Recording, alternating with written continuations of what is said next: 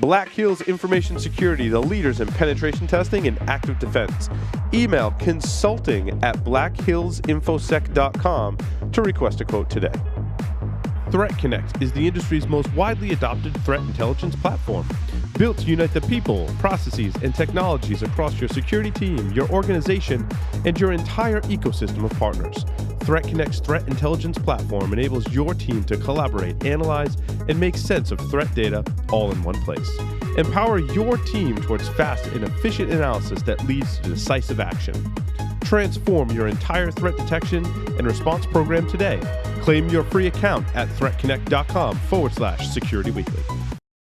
Oh, hey, we're back. You're going to have to wait till I take a sip of my martini. Come on, Paul. Get on the ball. Oh, it's so dirty. It's good. You had 15 seconds of martini drinking silent time. You should have been taking advantage of it. It's 15 centuries of silence. 15 centuries. 15 millennia of silence.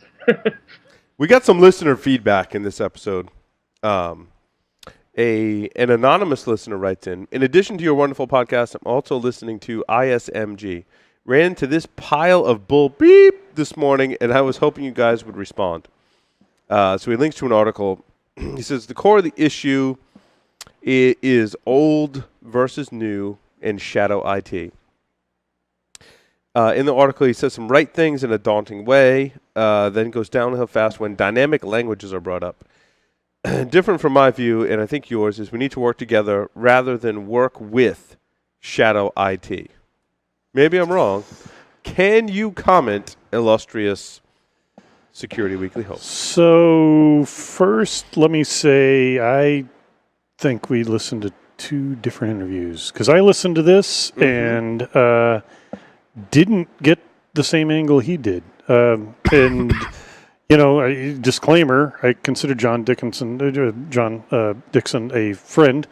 And he's done security from Air Force spook stuff through being executive at Denim Group. He does have an executive perspective on things, and I kind of took what he was saying. I didn't take it the same way. I took it as he was saying that I don't want to say shadow IT because he was really talking about things that just happen. I mean, I suppose you can call it shadow IT, but he was basically saying. The way I interpreted what he was saying was shit's going to happen that's out of your control and you're going to have to deal with it. Well, it seems like he was talking more about application. Yeah, he's talking specifically and that's what talking. Farrah was saying, like, you got 1,000 web applications. Right, specifically talking DevOps stuff where shit's just going to happen and you're going to battle into it. And I think that there's a disconnect between somebody like John, who is an executive and consults with executives, and those of us who are closer to the trench and tactical level, where we want more control.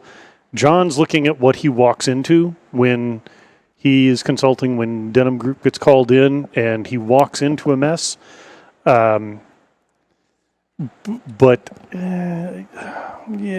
So Jack, just to throw in a comment there, I think the most critical thing that I run into with a lot of organizations is the need for appropriate data classification. Oh God!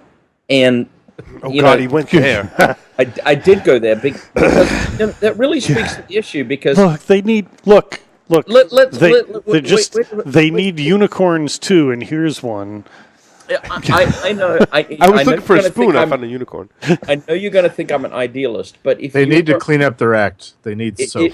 If you're out there in a business unit on these guys never take me seriously. Go for it. I'll shut up for a minute. If you're out there in a business unit, right, and you're not central IT, you're trying to get your job done. Absolutely. Now, fortuitously for you, you have a whole plethora of offerings which do not require you to go through central IT. Hence the concept of shadow, right? So the next thing you should turn to appropriately is consulting with your management and look at the organizational policies. Am I allowed to do this? Now, of course, some people don't do that, right? But let's imagine that they were well behaved and they did that. And you circle right back around to what organizational assets are most critical to protect and it really comes into data classification. And if you're going to break that policy, then you're going to do it willfully, if assuming there is one. So why have in this day and age where we can spin up Docker containers that contain all these newfangled applications and write all the code and provide no security barriers, right? But I'm going to solve the business problem in my business group that's outside of the control. Like, why do I care about policy? What good does policy do? Here's the other thing about policy is I am going to go to my boss, who controls over 50% of the IT spend for the company. Mm-hmm. This is theoretical, not my actual boss and my job. Yeah, I was confused there for a minute. Yeah, but so I'm somebody that's going to my boss, the senior vice president of marketing, because marketing people control more IT spend in many organizations than IT. If you think about everything from Salesforce to Marketo to to the websites, to the various streaming media things, to content distribution, CDNs, they make the contracts with Cloudflare and Akamai and whoever else, right? The guy that controls, or the woman that controls over half the corporation's IT spend says, do it.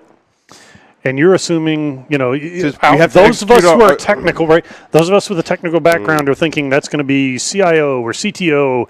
And it's like, no, it's the CMO. That's a really good point. I don't. Boom. Is the sales team going to stop yelling at me about leads for this quarter? Yes. Fucking do it. Right.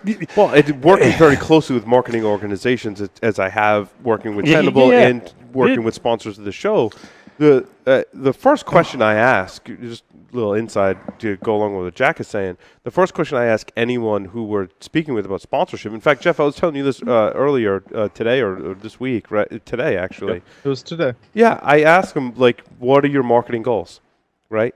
And that just gets to the crux of what a CMO or VP of marketing, they have goals. Right. And technology helps them reach those goals. Right. I mean, we're essentially one of the avenues of technology that help them achieve their goals. And the decision to do that comes, the decision to whatever you use from webcast technology to content, all the technology you talked about, they should be having the same conversation with those executives saying, well, okay, what are your goals? Okay, we have that technology to help you reach your goal. And what you're saying is, yes, let's go do that. Right.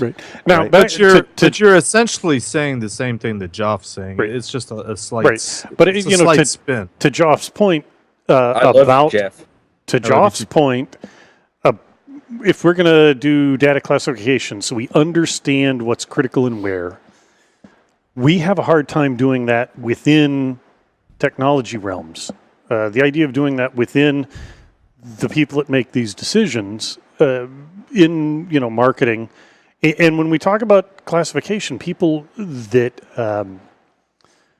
you can get into a really interesting conversation that goes in weird directions, because you start talking about classification, and you try to stick a number on a data set, right? And then I ask you, just to be the asshole that I am, okay, is that number the same if we're looking at this batch of data as something, the overused CIA triad? Is this still on a scale of 1 through 5, is this still a 3 if we're talking about confidentiality? Yeah. What about integrity? Oh, shit. Mm-hmm. What about availability? Oh, shit. So you could have things that are like, it's not that big a deal if we lose it, but if we can't trust it, holy shit, we don't have customers, right? And so people that really understand the nuance of that are rare within security and technology. And then once we get to, again, not to pick on marketing, I've said this before, everybody likes to have the red team versus blue team conversation. There's something to be said for joining Team Green, which is marketing, because we have budget. I know that's a terrifying word. You've never heard that before. For those of you that work in the trenches, budget is when they pay for shit. Sometimes with 6 or 7 digits. Right? Yeah. And you also have backing and support. Okay. Right. Because if you deliver leads, the company grows. But what we're talking about is variations on what I would call classic or DoD level security. I mean, those of us that are older, theoretical DoD level security. well, theoretical, Ready to drink. but drink. But we don't. I doubt if half the listening audience knows what CIA is, Jack. But I know what it is. I'm intimately familiar with it, and you are. Yep. Maybe Joff is. But the concepts, I think, we need to be able to get. Yeah. Well, the kids might not. The kids will. Oh, I didn't even see. bother to ask Paul. No, now I'm flattered that you think I'm a kid still. But yeah, I agree. No, but my reasoning though, Jeff, I'm going to interrupt. My reasoning for bringing up data classification is I've conducted several critical security controls assessments. We do them at part of Black Hills, and invariably companies fall down in that area. But the reality is so many policy and standards and controls fall out of decent data classification. If companies just said, if they just came up with two classifications, my data is either private or public, Right. that would be strides better Step in the than right just not direction. having Right. one. Yeah, I have a classification. Who was alive when SQL was invented? Me. I Yeah. was. was. I was going to say Carlos and I think were the only two not alive when. Wow. Yeah. You Yeah. guys So were just- so back to you guys the were listener just comment. seeds. I just throw that out there. Back to our listener comment. I think that there's a split between John's executive level view of walking into the stuff. We would be to his point. It wasn't as much. I don't think about it dynamic languages but the need to work together is critical. But John walks into places, as do others, where that hasn't happened, and there's something you have to compensate for, and it's not pretty. Well, I think it's more fundamental than working together, and I don't know John, but I think we could probably agree on this, given the audience that he's walking into and talking to. There needs to be, and I think I didn't listen. I just read the article that supported the little video clip. I think he mentioned this. There needs to be a culture within a corporation, and it starts from the board Right. level. It starts from the CEO on down. That hey, you guys are going to work together. And yeah, absolutely. I want And you to. have to be approachable. And let me say one last thing. Maybe I completely missed it because I listened to the audio. And I don't want to pick on them because, Paul, you and the team put a lot of effort into the audio quality here. The folks that are in on Skype have decent microphones, put a lot of effort into audio quality here. This was one of those podcasts that the audio quality was so bad I was like ranting trying to listen to it. And it's not good. and they're not brand new. Everybody's got an off week. Sometimes there's weird interference. Not everybody takes sponsorship and has the kind of gear that you've built here. Well, it's more about staff than But it's kind of like security, right? It's more about people. than It's it is you find technology. the people, but there's the I'm in a room with solid walls and nothing on the walls and using my cheap laptop's built-in microphone level stuff. And not running it through, even Levelator, right? So anyway, that was part. It was like, stop it! Your audio sucks. It's okay. Don't feel bad. Everybody's audio sucks. I hope mine doesn't because No, I'm- you sound No, you no. sound wonderful. Oh, thanks, Jack. So, Ian has Ian, written. yes. Ian Smith. Well, it's in the wiki, so it's public now. Ian Smith writes in, and I say that because it's a very generic name. I often like to try and keep our listeners anonymous. Ian Smith writes in. He says, "I'm a systems administrator, and in my off time, the co-founder and CTO of an incredibly small web services company." He says, "My question is how to pursue a career in information security without much but a drive to learn more about the field." So he went to DEF CON, submitted a paper to a O'Reilly Security Conference in New York, has plans to develop more presentations, wants to know how he can give back to the community. Says, "I know that your general advice on the subject is to obtain certification in Spin Up Labs, but the certification route is pretty unobtainable at this point because of the cost associated. Any advice would be greatly appreciated." Oh, I really wanted to respond to this when I saw it in the email. So, Ian, I'm talking directly to you. If you can do it, get a new job. Because the challenge you're having is, as I interpret it between the lines, you're trying to develop your skills while your workplace appears to be working against you. Now, immediately that is just from an email, but I really would suggest moving your job role to being one of security being central to your role. In all fairness to our sponsors, former sponsors, we talked about this in Enterprise Security Weekly today, which is interesting.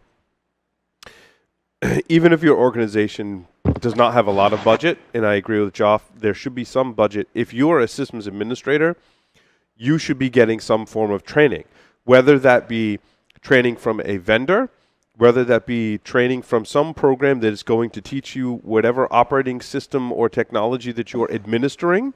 That's important, not just for your own growth as an individual, not just for your job performance, but also for security. If you understand how your stuff works, you can work to securing it. A level up from that, as most of the time those options are really, really inexpensive or free, or as close to free as possible. Next level up from that, and people please write in with different options. Cybrary was a sponsor. They recently got funding, I think, from Ron Gula. Yeah, Ron funded Cybrary, who's a former sponsor of the show. Yep. There is the current sponsor of the show, who are just awesome folks at IT Pro TV. I've actually worked very closely with them, not just on sponsorship, but we've had a lot of other conversations about what they're trying to do, and I work very closely with the folks, Tim and Don at IT Pro TV. And they're a low cost where you get access to a lot of quality training. Now, it's not the same as being in a classroom at a SANS event. That's a different type of experience altogether. However, IT Pro TV has quality training. It is at a very affordable price. And what's interesting, their model is, I was talking to Tim about this. I'm like, you sure this is your money? He's like, yeah, the longer you're a subscriber, he's like, the less we want you to pay. I was like, well, that's pretty cool. So I'm Paul. Do you mind if I interrupt? Please do. I know I just sort of preached right there. I'm wondering if you and the others, do you disagree with what I said? No, I agree with what you said, and what I'm trying to find is having no budget means you should go get a new job. Completely agree, Joff. If you're in a job that has a smaller budget, that's okay. Maybe you're at a smaller company, right? There are options, like I mentioned, vendor training, maybe some other collaborations with a university, free training. Then the next up from that is the Cybraries and IT Pros of the world, which offer what I believe is affordable, good quality training, with a lot of different options. And it's kind of this new, they represent the new blending of on-demand, virtual type training. And then when you go from that, the costs start to get into certifications, more certifications, and it starts to go up from there in security, really, where you go from there, SANS or offensive security, which is exactly interesting what we talked about in Enterprise Security Weekly today with a kind of a different spin on it. But I think there are a couple of things worth throwing out. In this, let's see. You may be somewhere where there aren't a lot of career options, where getting a job that sucks less might not be an option for you. True. Especially depending on where you are geographically. It's one thing for some of us that work remote to work remote in our positions, but a lot of folks, especially trying to make that transition. There are a couple of things that which is I think critical, which is like they told you in math and elementary school, show your work. Whatever it is that you do, whether you're doing presentations, whether it's blog posts, whether it's, your GitHub, whatever it is, anytime you engage, you do something interesting, if you were studying Python, if you're studying whatever, and you come across something that strikes you as interesting, it doesn't matter how many other people have done this before you. Do a YouTube channel, do a blog, do something where people can see your work and they can see that you care about this, that you're curious, that you're interested, and they don't expect everyone to read everything, but you might find when you get that opportunity for a better job or for consulting or whatever, you can say, well, here's what I've done, and this is how I can prove that I'm interested. Mm-hmm. It's like, I've done this. You look, and it's like, oh, all right. That's a pretty good comment. And that's it. It's completely out of our realm. One of the foremost rum experts in the world, Martin Cate, who runs Smuggler's Cove, got his first job at Trader Vic's. And he was not qualified to be a bartender, certainly not at a Trader Vic's in the Bay Area, one of the bastions of tiki. He went in for his interview and he put a photo of his home tiki bar down on the table when the lead bartender was interviewing him and said, this. And what did it do? It showed a selection of alcohol, I assume, and the understanding of tiki culture and the passion to spend time and money personally doing this. And it's like, oh, you take this shit seriously. That's more valuable than somebody that his last employer or her last employer paid for training on. You know what's funny about that, Jack? You care about this. No, you know the story. Do you know the story that is exactly that? I went to one of my first jobs. It was actually for the university. And when they said, what experience with Unix and Linux do you have? And I took out a picture. Exactly. I took out a picture of my home lab. And I had this huge rack. And there was like Solaris systems and Linux systems and IRIX systems. And they're like, where is that? I'm like, it's in my mom's living room right now. And they're like, what? You moved out of your parents' house and we'll hire you. Yeah, exactly. They're like, we'll hire you so you'll move out of your parents' house and move that lab. And that's exactly what I did. But yeah, I showed him a picture. One of the guys is like, I mow my lawn in my spare time. They're like, do you have experience with NFS? I'm like, yeah. Like, you see these couple systems right there? I'm like, yeah, they're all like, there's an NFS share there. They're like, yeah, you're hired. So I just I want to make a couple extra comments if you don't mind, and that is, I made the transition, I think it's a very difficult transition from sort of the systems administration, network administration world into the security world. And the way that I succeeded in that transition was to get to know as many people as I could. I went to a lot of conferences. I got as many certifications as I could, and I have to admit I am biased towards SANS certifications because I really liked them at the time. I still really like them. I'm a SANS instructor now. And then I just started reaching out to people for contract work outside of my daily 8 to 5, and I truly kept my daily 8 to 5 to just that. I did my portion and I went home. I didn't like it because I was seeking transition, and eventually it paid dividends. So I think it was Ian, correct? Is that correct, Paul? That's correct. Yeah. Correct. So I would highly recommend, following an approach somewhat similar. It's going to have to work for you, but open yourself up. Talk to a lot of people. Go to a lot of cons, get certifications. If your company will pay for them, take them. Convince them that it's good for you, even if it's not in your direct core competency. If it's in the security competency, do what you have to do to get where you need to go. Set your goals high and just start working towards it, and you will get there. It's not necessarily an easy transition, but it is doable. And if you're working as a systems administrator, really at any level, and you mentioned something about his lab. Like, look, you probably have a computer. That computer can run free virtualization software, which opens up to really build any kind of smallish lab you want on your own laptop. Also, a Raspberry Pi kit with a board, a case, and a power supply is $50. Right. It might be 55 or 60 with an micro SD card. You should have at least one of those, and they're powerful enough now that you can use those to do whatever. You can have multiple micro SD cards and be like, okay, well, this one I'm going to play with this technology, or if you're going to go that route, Paul, you might want to just check on eBay for an old VAX VMS system so you can learn SQL injection. Well, that too. That's assuming that you want a boat anchor delivered to your house. Yes. Let's throw one more out to our buddy Adrian.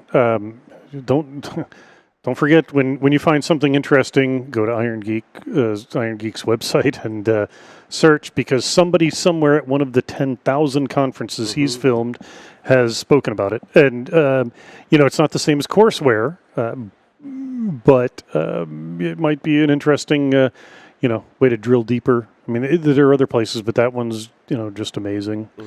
Go out there and play it. But show your work and. I was going to double down on what Jack said. I think the idea of focusing on a project that you're building, that really matters, that you're really passionate about, and build it to some level of perfection.